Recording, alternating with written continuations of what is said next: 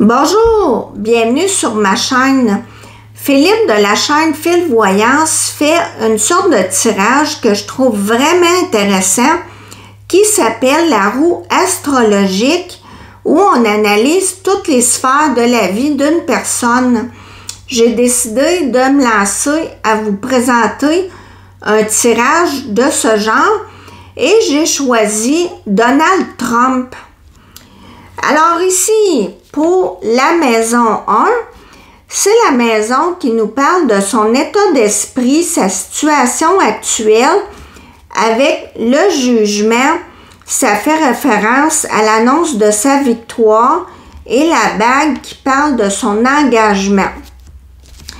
La maison 2, ses finances. On a le soleil, c'est une des plus belles cartes du jeu, sinon la plus belle. On s'entend que M. Trump fait partie de ceux qui doivent s'inquiéter plus de la fin du monde que de boucler la fin du mois parce qu'il a une stabilité financière. La maison 3, les amis, les proches. L'étoile, c'est l'espoir, les vœux exaucés et on a la carte du public. Moi, je pense à son équipe en tant que politicien. Il a choisi avec qui il veut travailler, tout son entourage et ce n'est probablement pas terminé. La maison 4, c'est la maison, le foyer. Moi, je pensais à la maison blanche et ici, avec la tempérance inversée et l'autre homme, j'avais oublié que l'ancien président est encore dans la maison jusqu'en janvier prochain, date à laquelle M. Trump va prendre officiellement ses fonctions. Ici, ses enfants, plaisir, créativité. D'une part, cette maison-là, s'il y a une maîtresse ou un amant, on peut voir ça ici. Et avec le fou, ça peut faire allusion à l'histoire avec Stormy Daniels. On a le fou et la carte du mystère.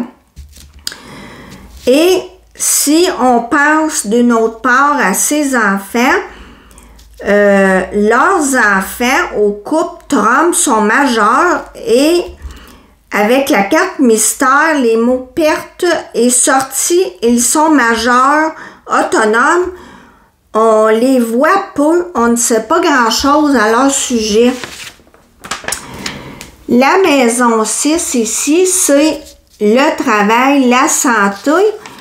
Pour ce qui est de la santé, avec le monde inversé et la femme, ça peut être la belle Mélania qui oblige, entre guillemets, son mari à faire un peu plus de cocooning, à se reposer avant la tâche colossale qui l'attend, ou son médecin attitré qui peut être une femme aussi.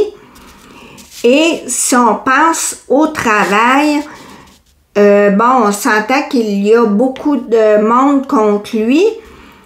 Et n'oublions pas les accusations, le risque d'emprisonnement.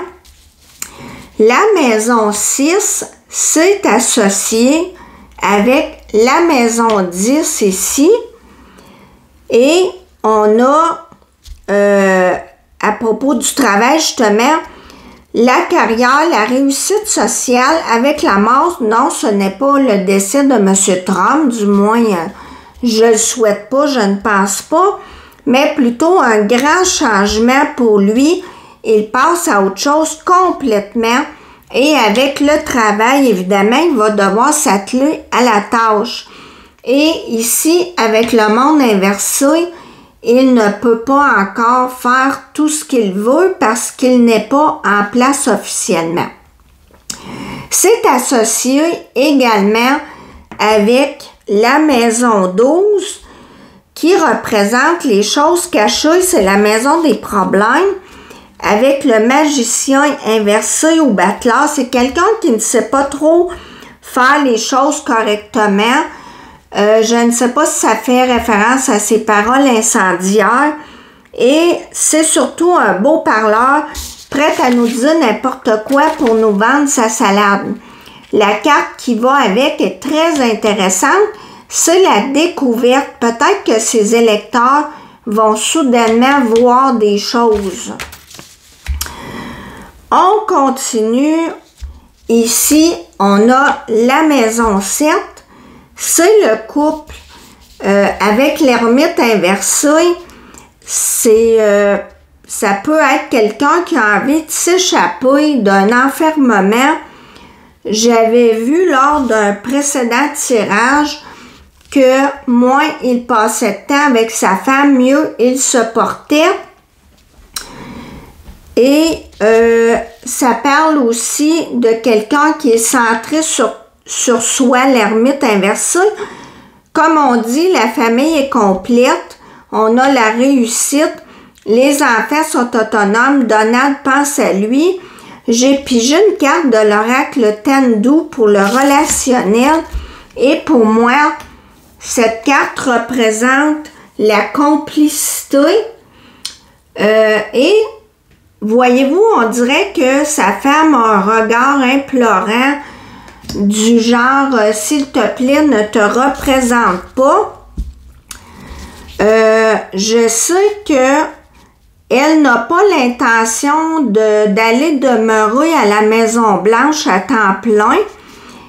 Elle va plutôt partager son temps entre la Floride et New York auprès de leur fils et qu'elle ne souhaite pas s'investir autant que lors du premier mandat.